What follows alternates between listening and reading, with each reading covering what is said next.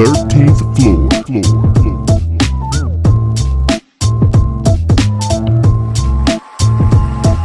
The 13th floor.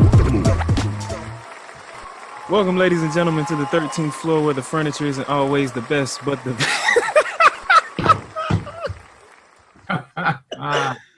but the views are amazing. Wow.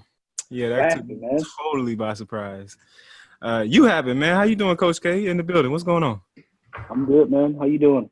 I'm delightfully tickled by that smile, man. Like you just look like a happy baby just then. You said you wanted me to smile, man, so I did what you wanted me to do. You man, you can't win on here, man. You don't smile, you hear about it. You smile, you hear about it.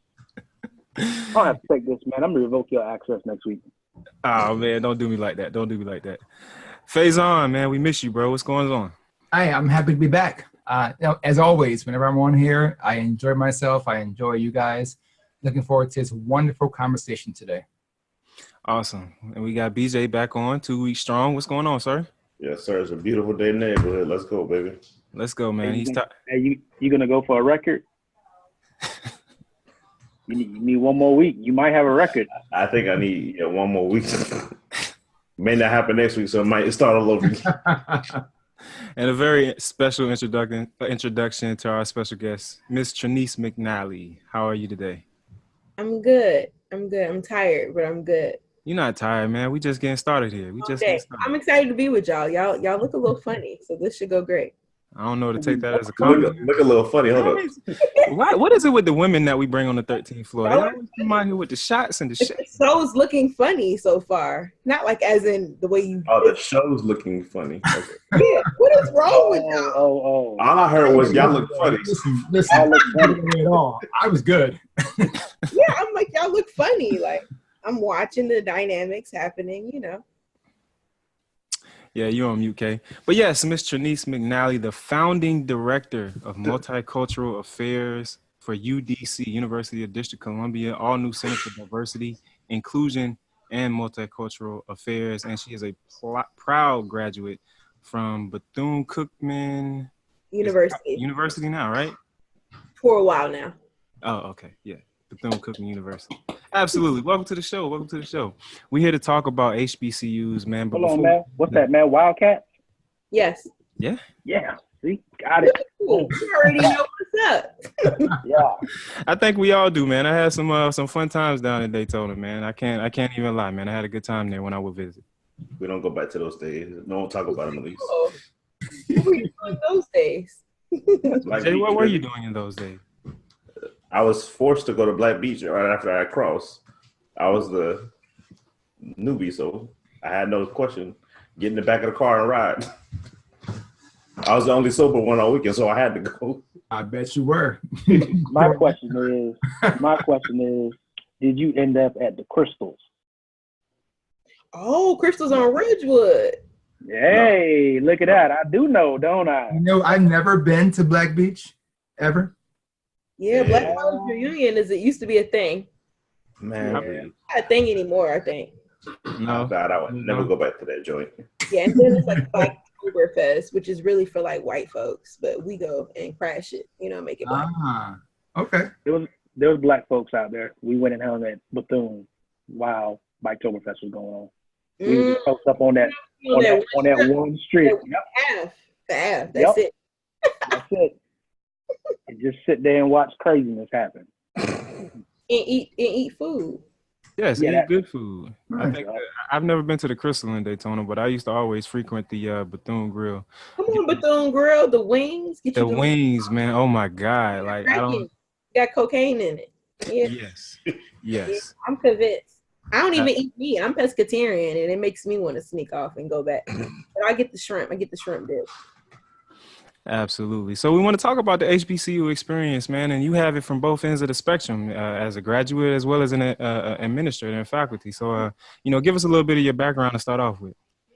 I'm trying to think what would be the best way. So I graduated from Miami Carroll City Senior High School in Miami, and band was a really big part of my life. I played clarinet for probably about 15 years. So Bethune-Cookman University at FAMU was out of those two schools if I was going to be like in band. I got accepted to like 6 schools, I think. but it was pretty much down to Cookman or FAM. And because I was an undocumented immigrant at the time and didn't have status, it was easier to get into a private historically Black college, right, than getting into a public school in terms of like funding. So I got into all these schools, but it was really hard to pay for them. So I got a really good band scholarship at Cookman and marched into band all 4 years. And that's kind of how like I ended up going to Cookman in the first place. Started doing a lot of student organizing around like LGBTQ issues. Not sure how much you know about like the histories of the Black church and HBCUs, but that's pretty much how most of our schools were founded, because of the Black church, or like had some type of connection to a religious affiliation. Whether it was the Quakers or it's like the Baptist church, which is like Morehouse's foundation, or like Bethune-Cookman, which is Mary McLeod Bethune founded that institution with $1.50, 5 little girls and faith in God. We had a very strong like religious background. So obviously the campus was homophobic.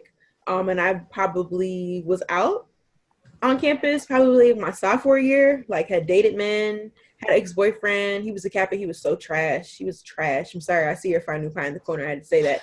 He was trash. He was trash. So trash. You're probably a great guy, I'm sure. He was trash, right? And like I had always been attracted to women, was always figuring out like what is my sexual orientation, what is my gender identity, how do those things change and how do they shift over the years? And like Bethune-Cookman University is probably the place where I found myself. So I started doing a lot of organizing. A lot of students didn't feel supported. Honestly, on the campus, there was a lot of like different suicide ideation attempts. Folks didn't have places to go, homelessness, like all of those things were happening. And the school basically didn't want to make a stance or did not want to do anything for LGBTQ folks. So I led a lot of that work on campus and started organizing on my campus and throughout the community in Daytona. Later on, I wrote a thesis in graduate school about like what are the best practices for HBCUs for LGBTQ students, and ended up creating like a position for myself at the institution in the president's office. So just started doing a lot of organizing around the nation, doing a lot of LGBTQ work, went to North Carolina Central, another HBCU, ran their LGBT center for like a couple years, then resigned and went and worked for this organization called the National Black Justice Coalition. It's a Black LGBTQ civil rights organization that was all HBCU ran. So the executive director, one of my sources, she's Hold on. I need to slow you down, man. You are just like you asked a lot of questions, and I'm trying to No. And we want it, but you dropping all this great stuff about you, and you're doing it so fast. I want the listeners to hear it and appreciate it and respect it. You know what I mean? Got you. I'll go back. So I'll go back to I left Bethune-Cookman, graduated with my master's, did a lot of HBCU work on that campus, traveled around the nation doing like best practices and research work. Then it took me to another historically Black college, and I ran the LGBT center there for a while. Did some work there. Was able to make some really dope changes in Durham, North Carolina. Then I left and started working for another organization, serving as like the HBCU program manager that ran all the LGBTQ work in 6 states on the East Coast. So I say all that to say I've been doing HBCU work from like a student organizer perspective, as someone that was just a band member, a sorority girl, was really active on my campus, and then now have become an administrator and serve like more than just LGBTQ students, but like students who are undocumented, students who are international with status and without status, and first generation college students. So like kind of my matriculation has really transformed from like an organizer perspective to now like an administrator that kind of encourages students to organize on the campus and turn up on administrators when necessary. That's absolutely necessary. So, Man, I so wish you'd have went to University of Miami. Man, that turn up on the administrators piece, right? that turn up on administrators piece, man, we'd have loved you. Man. Anyway, proceed. That's part of being about a college student, I think. It's the best part. Listen, everybody doesn't get that part though. Everybody doesn't realize that's when you start. This is your small little fishbowl where you get to test that all out. Mm-hmm. You know, For people that go to cut school, your chops. yeah, for people that go to school, yeah. Yeah, and they think it's all about going to that class and getting that grade. There's so much more education for you to get on the college campus. But anyway, that's another podcast. Proceed. Right. So let's talk about that dynamic a little bit, because obviously all four of us on the podcast, Carol, Art, and BJ, all from a predominantly white institution. And then we have you, and there's just stark differences. And I want to know, how do you see the state of the HBCU in its current climate in comparison, or so we can compare it to what we kind of experienced at our predominantly white institutions? Oh, I think that this is like always such an interesting conversation that I'm not sure if like that type of question, right, like warrants a specific answer, right? Like, so predominantly white institutions being founded usually by white folks, right? Mm-hmm. Most historically black colleges were also founded by white folks. And I don't think people are also clear, right, like just on like the founding and the principles, but it's mainly about like that, like those Brown versus Board decisions, those like separation of church and state issues, like those landmark decision issues that actually made HBCUs before, like, you know, before desegregation, which allowed people like you on this call and like other black folks to actually go to these institutions. I think there are many differences, but I also think there are a lot of similarities because folks are black, right? And like black folks naturally have innately things in common. But I think the difference is PWIs are generally larger schools, right? HBCUs are naturally smaller, more intimate institutions where you're looking at maybe like 10,000 or less. In my case, Bethune-Cookman was like 5,000 students. And that was like at a really good year when everybody was paid. You know what I'm saying? When retention was at its all-time high. I think in this political climate, you're noticing an increase of like black students going to HBCUs because they're wanting to feel connected, right? And connected to a type of lineage and a type of history that they may not feel connected to at a historically black college. I think maybe 5 or 10 years ago, I would promote historically black colleges over PWIs for different reasons. And I think my sentiments have changed. Mainly because some predominantly white institutions are leading a lot of the work that I believe HBCUs should be leading, right? Like, I think we have a different responsibility to make sure that our folks' experiences are centered, but oftentimes HBCUs were actually like breeding the respectability politics and all the bullshit, in my opinion. I don't hold like whiteness as a standard. So to me, like a PWI is not the standard. Like, because it's a white institution or inherently white in terms of its founding. I'm more interested in the work that's happening on that campus, right? What kind of work is our students leading? But innately, right, like my heart is with historically black colleges because I understand, right, those were the institutions that were for us, that were usually created for us, that we inherited. But are we doing the work that I know that we should be doing? I'm not always sure, right? Like, I'm not always sure that that's actually happening. And I'm really thinking about like diversity and inclusion, right? And multicultural affairs and making sure that things are equitable for different historically marginalized communities. I don't see it always happening at historically black colleges in the way that I know that it should. That's really interesting that you say that, because I was thinking, you know, complete opposite, especially when you point out the socio-political climate that we're in. And then I look at the things and I think about the HBCU experience from what I've heard from those that have attended. You know, they always talk about the 360-degree, you know, protection and push and just a certain level of growth and development that they receive. So to hear you speak about, you know, the HBCUs not necessarily leading the charge, it sounds like, in certain aspects versus a predominantly white institution that probably is subscribing more to that diversity and inclusion because they have to. It just kind of throws me off a little bit. So where do you see yourself in all of that? Because I know you're doing a lot of that activism in your current position, and you have done a lot of that in the past. I think it's like you just asked me I feel like you made a comment that I would need to figure out how to respond to. But to directly answer your question, I see myself as leading that work and holding folks accountable. So oftentimes on the campus I work at or other campuses, it's like, well, Trinice, you know, you're bringing your gay agenda to our school. And I'm like, no, you actually have had LGBTQ students on your campus and you haven't properly been serving them, right? You've had first generation college students on your campus and we haven't adequately been serving them. We've had students with disabilities on your campus, right? And the list goes on, because marginalized identities like are not happening in a monolith in the same way that Black people are not a monolith. There's no one Black person that is the same, right? And our identities and our experiences is what shapes us, right? And like shapes how we walk and navigate through the world. And I think it's a HBCU's responsibility, especially for Black and brown folks, to make sure that people's experiences are centered, right? And that we're providing like a quality, accessible, like education to folks inside and outside of the classroom. And I always say that to HBCUs because I think we have a particular responsibility when it comes to Black students specifically.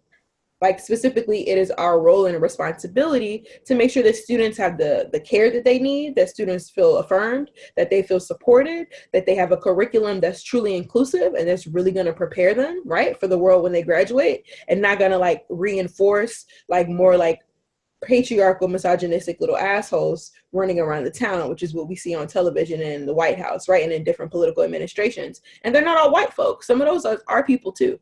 Right. And it's because folks haven't been educated and are not clear about people's identities and about people's lived experiences. So I think I see my role as like leading that work on campuses to really transform culture. To me, I do like cultural competency trainings. Like I've done so many trainings. I done trained so many people.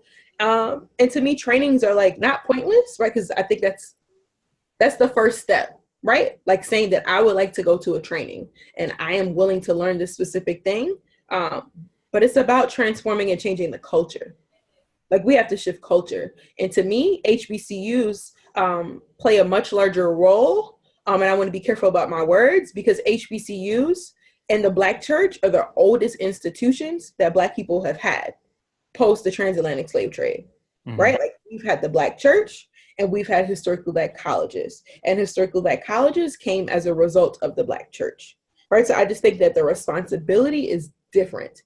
Now, to me, that doesn't mean that PWIs are not as responsible because folks that integrated PWIs, I think folks for many reasons integrated PWIs. I think some of it was, how do I say this? A lot of respectability. Like we want our kids to go to a better school, right? Than like, and not go to a Black school. And then some of it was like, it had nothing to do with that. It had to do with where could I get a great education that had a great atmosphere that would get me like what I wanted to do post-graduation, right? Like some people don't go to schools based on race or based on lineage or legacy, especially Black folks who are like first gen.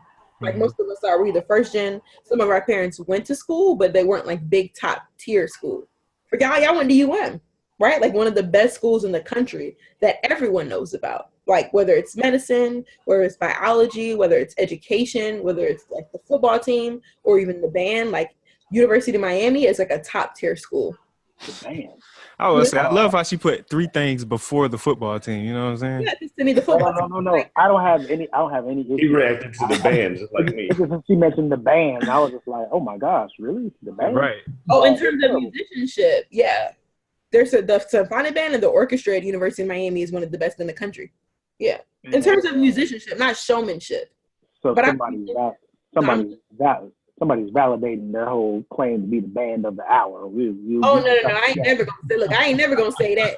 But I'm talking about musicality, right? And like technicality. They have a great program, and they got some really good musicians. And I love the University of Miami because I grew up right with BJ.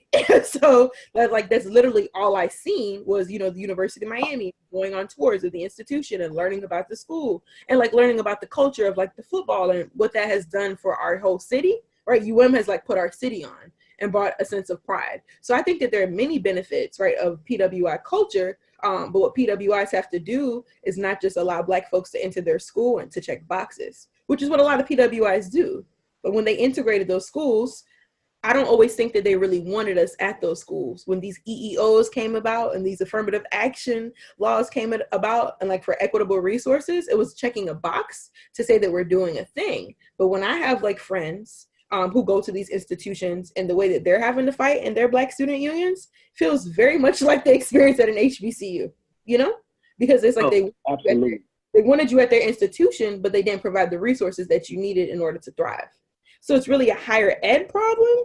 But to me, HBCUs have a particular responsibility, and PWI should, but we know they won't.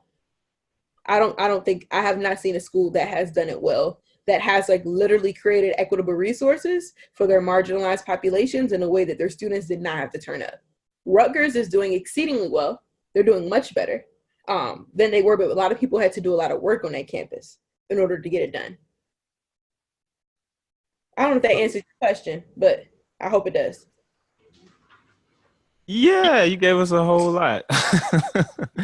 Coach K, you look like you want to jump in, man.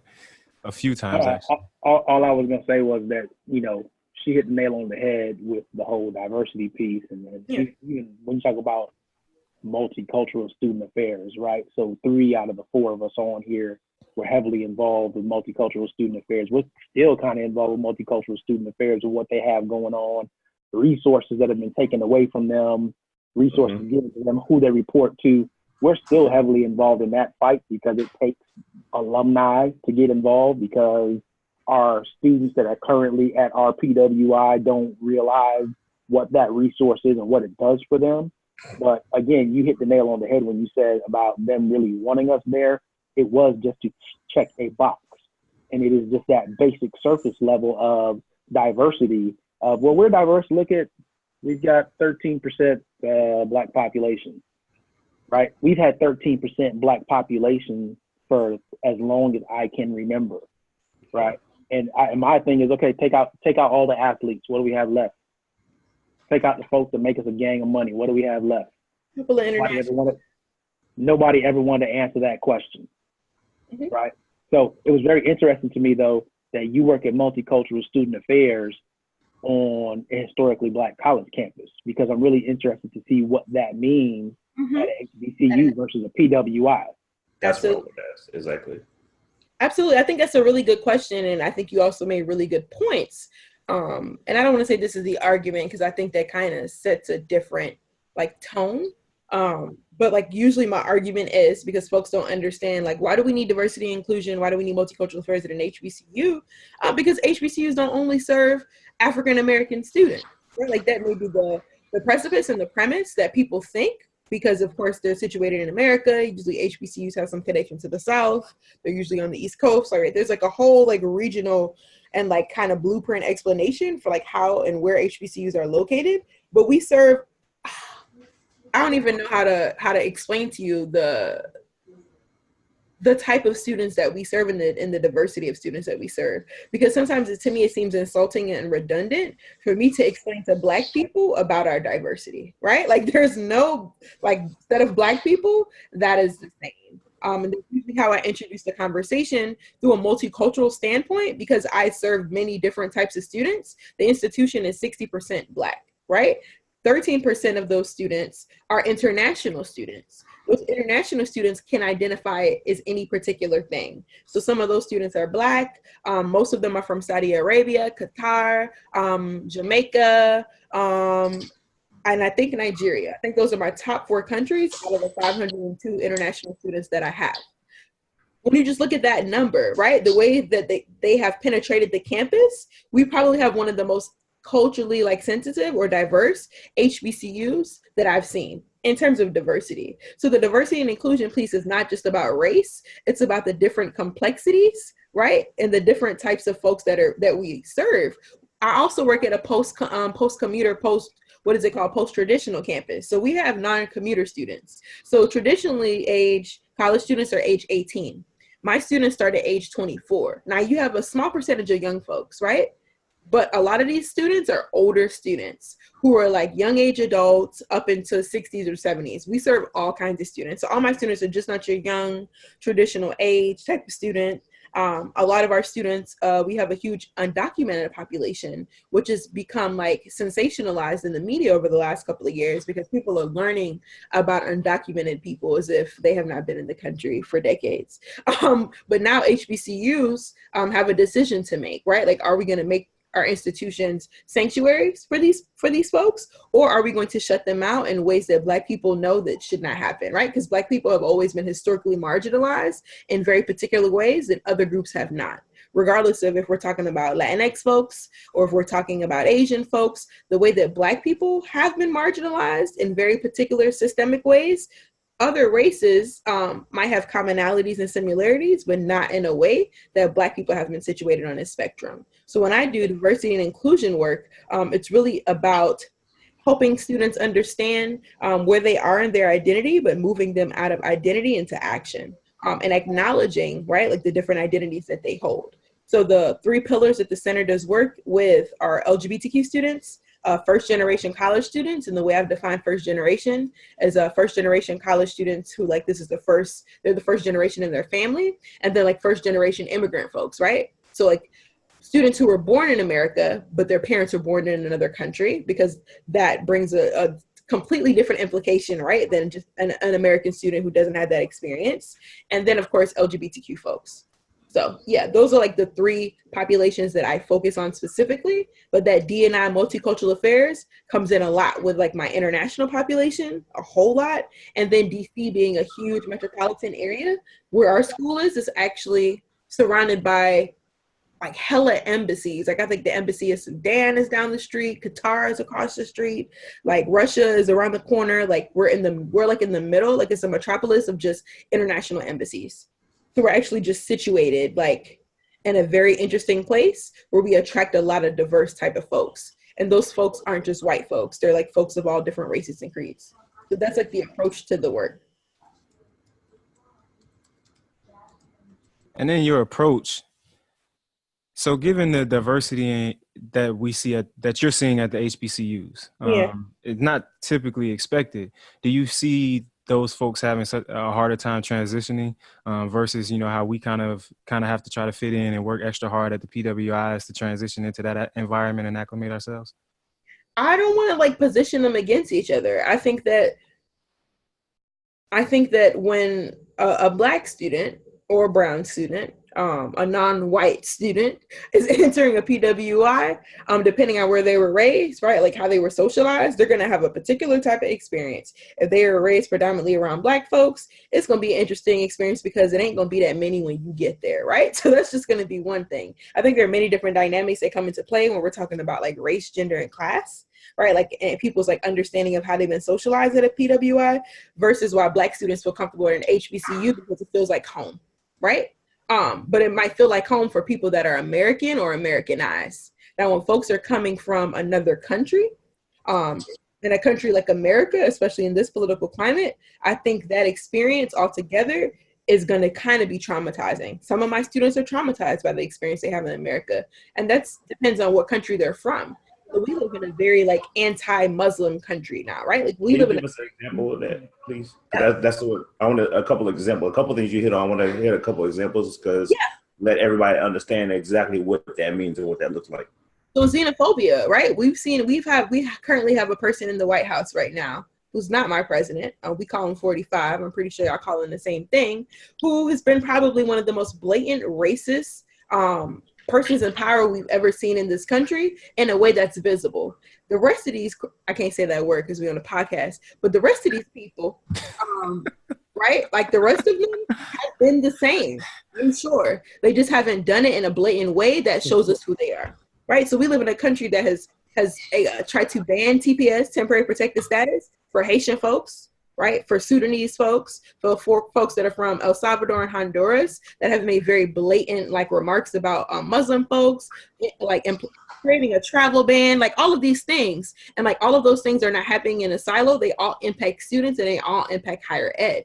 So a lot of my students who are international students, depending on the country they're from, some of them are traumatized because their introduction to America in this current political climate hasn't been a good experience for them based on their race, right? Or based on the country that they're from.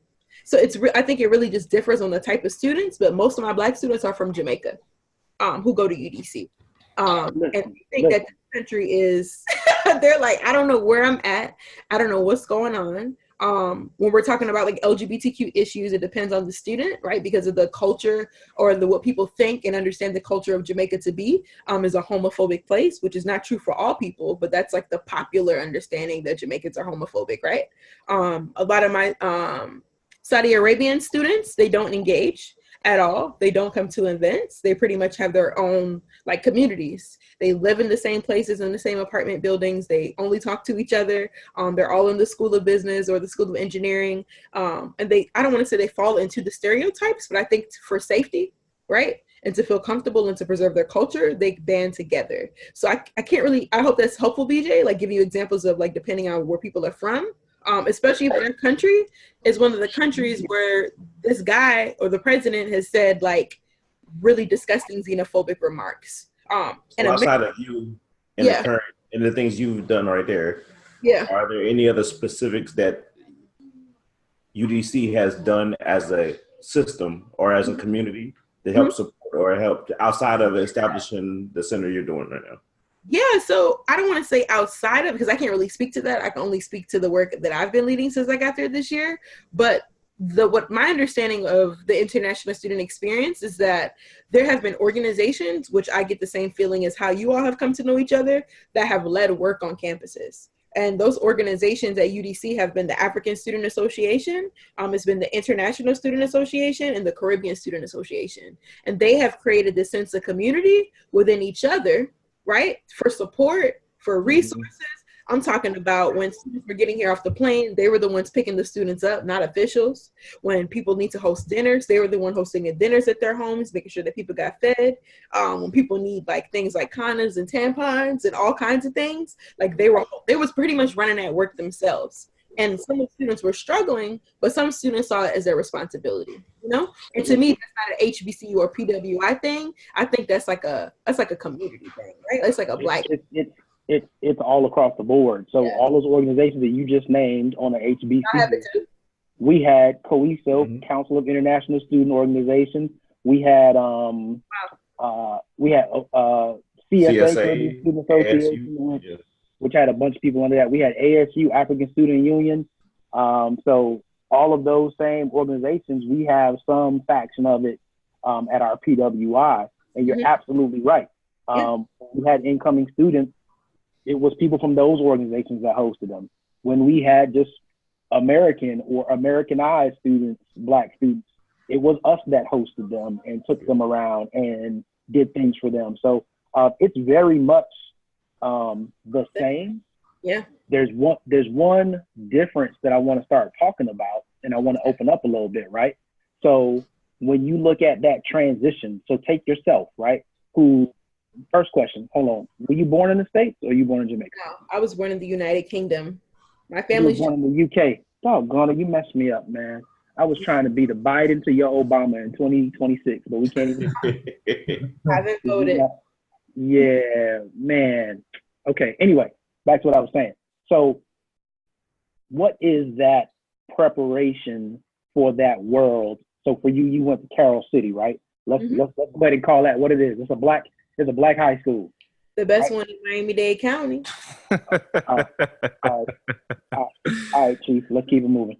See what I did there. All right, so you went to Carroll City, then you went to several HBCUs, right?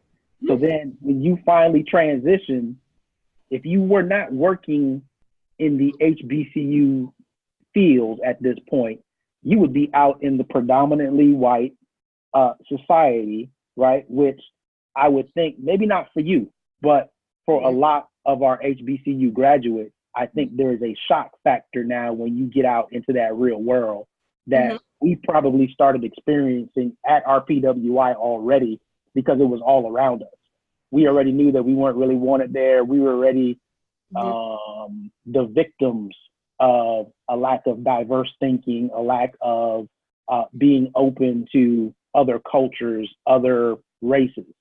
So do you think that that's a thing that actually exists as far as that preparation for what's going to happen once you get away from your historically Black college and university? I think it's a 50-50 question. I think you made a statement and asked a question. I think that you made an assumption, right, that I had only been in Black spaces. I think I was socialized in predominantly Black spaces, right? Like, so I grew up in a very Black area in Carroll City with Black people, with island Caribbean, Jamaicans and Haitians and Bahamians and all of these different types of people and Latinx folks. And then I also interned at a PWI, Stetson University. It's the oldest law school in the state of Florida.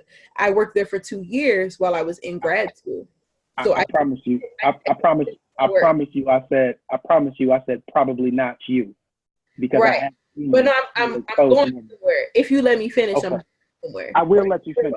There were other students who, like me, would go to UCF and get different experiences. So I say this because usually wherever there's an HBCU nearby, there's a PWI. right? And a lot of times there's some type of partnership happening. There's some curriculum sharing. Here in Washington, D.C., we have a program where if you're taking a course in Washington, D.C., at like on our campus, you can take it anywhere. So you can go to Howard, you can go to Trinity, you can go to American, you can go to Georgetown. So a lot of those programs exist where a lot of HBCUs are, where you have the opportunity to go to a nearby PWI. So I think for most folks, right, I think there's a lot of truth to what you're saying, that they've been socialized predominantly by Black people, right? So they're used to a different type of like atmosphere. They're used to a different type of like environment, but I don't ever like to make assumptions like that, like about what people are comfortable with, how they've been cultured or socialized, because I think sometimes we're wrong about how like the human behavior may work.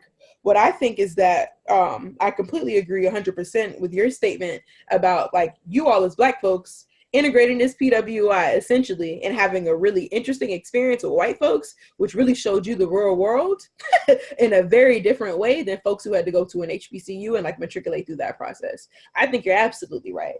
But I think that a lot of HBCU students like me, I went to the PWI for a different experience because I just wanted to see what it was like. Plus, I had more resources, right? So I was going to go to the PWI, so you had more resources, so you had more access and get what I needed from that school. I think a lot of HBCUs are doing that, or a lot of HBCU undergrad students will go to like a PWI for a master's program, right? And then that's how they will also get introduced to a lot of different work. But folks are working in college, right? So they working, they living in the real world. You just don't go to an HBCU and then like life is just Black, right? Like because you still have to navigate the real world. Daytona Beach, y'all been, it's a very white place. Woo! I had never lived in a place like that in my entire life. And I had never encountered racism in the ways that I encountered it being in Daytona Beach for those 7 years, because I stayed after grad school. So yeah, like I just think it's a matter of like regionally where you place, right? Like are people working? Do they have internships? Depending on like what school they're in, like a part of the grad school, the environmental science program at Cookman, it was all white. It's all white professors. Mm-hmm. So people that were going through that program, right, like didn't really engage in the same way that I engaged, because my like department head was a Black Jamaican woman and she ran the psychology department. You know what I'm saying? I just think it just depends on the school. It depends on who the board members are. It depends on who's picking that curriculum. Because believe if you got some Republican board members, right, and some white board members, your curriculum gonna look a little different. You're not gonna have a Black studies program. You're not gonna have a women and gender studies program. Like it's different implications versus at PWIs. I think there's a lot of advantages, because it's not just Black folks at the table. It's all kinds of folks at the table. And when there is Black folks at the table, it's a particular type of Black folk, right? That wants to create a different type of environment for students like you all who graduated from that institution. So I hope that makes sense. It's like, I agree. I think there's a lot of truth to what you're saying, but I also don't want to make assumptions about people's experience and like the way they, you know what I'm saying, they navigate. Right. So, yeah, definitely wasn't making an assumption, but sometimes we're going to ask some questions for the listeners, because we have people that are getting exposed to some stuff for the first time. And gotcha. You know what I mean? I want to make sure that people get to hear this from somebody that's in it. Not only did you go to school in it, you teaching it.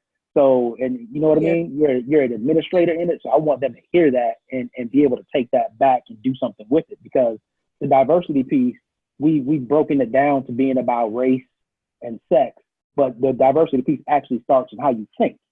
Yeah, right? It's way deeper than the three: race, gender, and class. When we talk about intersectionality and we talk about interlocking oppression, right, and the different systemic oppressions that shape the way we experience violence and the way we experience harm as marginalized people, it's like beyond, right? It's like beyond me being a Black woman or me being a Black queer woman. It's about all of these identities and how I experience and have to navigate the world. And as Black folks, there's a host of different like identities that we hold and a host of different experiences. With brown folks, like the same thing. But when I think it's a different thing to say historically marginalized, right? We're talking about specific people who generally are not white. Right? Like historically marginalized folks ain't white folks. They're folks who live at the margins, and they're folks who are usually rendered invisible. Those are the experiences that I like to center, that I believe are the only way that like Black folks particularly are going to get free. Right? Like if we're not centering the experiences of the most marginalized folks, the rest of us are not going to get free. And that's like the approach that I use in my work. And that approach is from like Black feminism, Black queer feminism to be exact. but it's like a model that we use and a lens that we use to navigate through the world, because we're fighting for liberation for all Black folks. Hey Brett, we need to get women takeover on the 13th floor. We need to get Trinice, an angry Black female, on here at the same time. And I don't even need to be on that one. I was gonna say, I don't think any of us, they would definitely just, sit here and throw ideas and stuff back and forth, man. I think the insight and perspective that you provided for us here on the show has been amazing. And to have the ABF come and sit beside you, I think that'll be definitely something that we work on to make happen. And then if you're really feeling froggy, there's a third person. That might throw just a little bit too much firecracker on That's it. too much at one time, man. I don't know how we're gonna work that out, man. We're gonna have to discuss that. We gotta check our fire and casualty insurance. Easy. Hey, Trinice, I definitely want to thank you for coming and sharing with us on the 13th floor, man. I think, Trinice, we're gonna need to have you back. Oh, it's coming. It's coming. That was gonna be. That's why I said when we was thinking about ideas, like we got to get it on. Like, and then I know it took a while to make it happen, but we definitely need to get it back. No, man, it was definitely well worth it. Definitely well worth it. And I must say, because I can say before you wrap up, because I've seen this young woman grow for 13 years now? 13, 14 years now? Fresh throw the R's in there. Oh.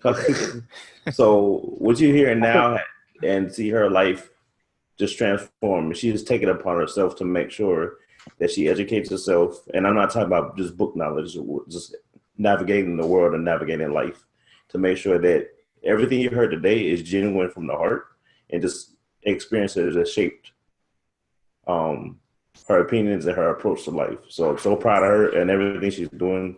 Like when she has an opening in a couple months, I'm trying my best to be there, take the family there. And even though it's gonna be cold, there's gonna be the one time I probably I'm not coming north in the cold weather to come support you. But we'll try our best to be in DC for your opening of the center. Get up there and make sure to support you too.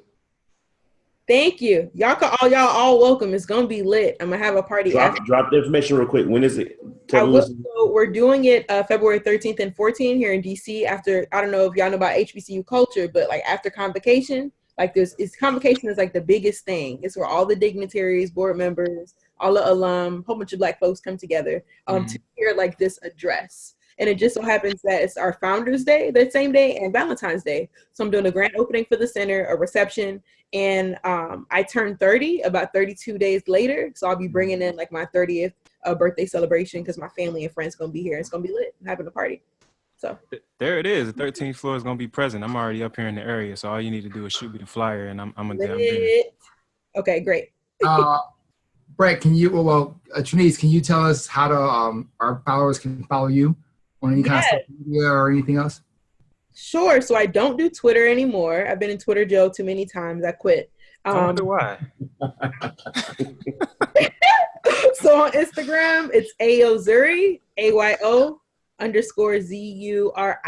And then on Facebook, it's T-JAY, Ayozuri. So TJ Ayozuri on Facebook, Ayozuri on IG. Y'all can get my email if you want it. You can hit my webpage at www.udc.edu/CDIMA. And there's some links to some work that we're doing there as well. Brett, can we make sure to put them in the down below or down here so we can have them in here for YouTube and our podcast followers? I like to keep the podcast at least PG-13, man. I don't know what you're talking about. This on down here stuff, down below. My screen is on the bottom, so under me will be the bar under YouTube. You know I'm a YouTube guy. Man, so. We get that explicit rating every week anyway, so whatever. I know we definitely needed it for this one. Nah, man, it's easy. Faison, man, I'm sticking with you, man, as we go ahead and wrap this thing, man. I need the corner. Wow. Well, it's very few times where I'm just speechless and I'm in learning mode. And I think today was a good one. I was just listening and learning and taking it all in. So I appreciate that and thank you. And I hope our listeners do the same and just enjoy today's, I would say lesson, because it was more in the podcast today. It was a lesson. There was some knowledge being dropped. So thank you for that. As far as my corner today, I was thinking about this earlier and it kind of, maybe we'll bounce to this now, but right now, if you are listening to this, if you are waking up or going to sleep, wherever it may be, you have to just take it for what it is and just enjoy the moment you're in. People tend to worry a lot about what's going on, what they can and can't do. I'm not saying you can't plan life, you can't plan financial things, but you also got to be able to take a second out to just enjoy what you have in front of you. The people around you who have much less, and if you're always complaining about what you don't have, what you want, you never have time to enjoy what you have. And that's when people forget about the important things. Yeah, man, I'm gonna piggyback on that. While we had this opportunity for personal preference, I gotta definitely give a shout out to Chris, my lady. She passed her first set of boards for dental school. Yeah, It was Do the thing, Chris. very, very stressful time, man, but she powered through it, man. Saw it through to the other side. So she's like halfway there. She got another set, but it goes right along with what you're saying, man. Taking the opportunity to enjoy this. Carol knows it almost as good as I do, if not better, that she's immediately like right back on the grind mode. And I'm trying to get her to understand. You got to take that little bit of time, not too much, but just a little bit of time to enjoy the moment, kind of recuperate, because it takes a lot out of her. But definitely congratulations goes out to you. Coach K, we about to get up out of here, man. I need you to take us follow home. all these people and all this deep stuff that they just dropped. I'm supposed to follow that, man. You're Man, listen, I'm gonna give this baton to Trinice to close us out, because she just came on here and just dropped so much stuff, rapid fire like a machine gun. So I'm gonna let her close it out slow and drop something for what she just wants to let the people know, man. And the floor is yours, man.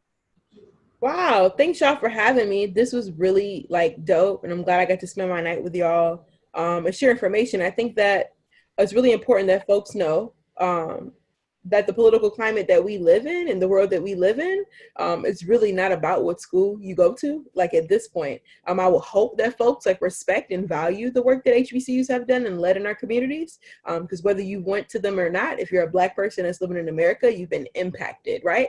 By HBCU culture, by the organizations that have been birthed at these institutions, by the Black church, by political movements and civil rights in some way. So I'm really calling for folks to be accountable, right? And like find their place to make sure that they're transforming the lives of young people around the world, but specifically Black folks. Easy.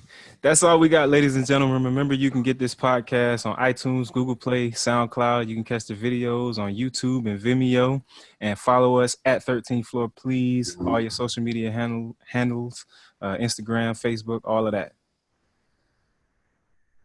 So we done here, ladies and gentlemen. Thank you all for listening on the 13th floor, where the furniture isn't always the best, but the views are amazing. 90 baby. The 13th floor. Thank you, sis. That was amazing. Definitely. The 13th floor.